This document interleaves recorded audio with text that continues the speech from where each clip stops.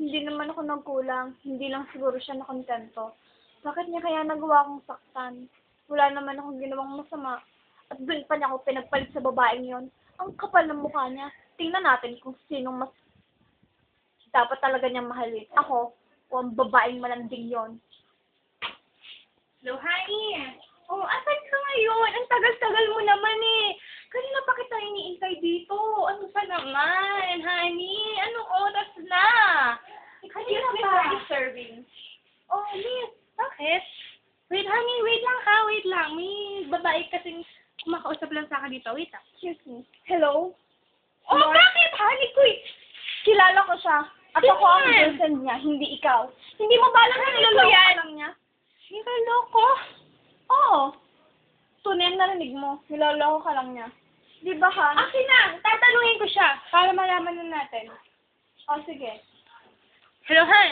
Ano sinasabi dito ng babaeng ito? Naniloloko mo lang daw ako? Ha? Ano? Chat ka? Ano?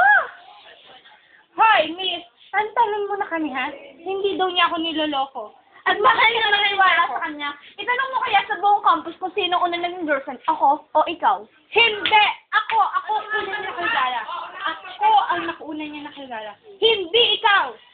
Since first year, magkakilala na kami. Eh kayo, ngayong first year lang kayo nagkakilala. At kami, matagal na kami. Ikaw, niloloko ka lang niya. guluhin! Niloloko ka kaming lang guluhin! Hindi mo ba alam na pinagpustahan ka lang namin para sa'yo? Pinagpustahan? Oo.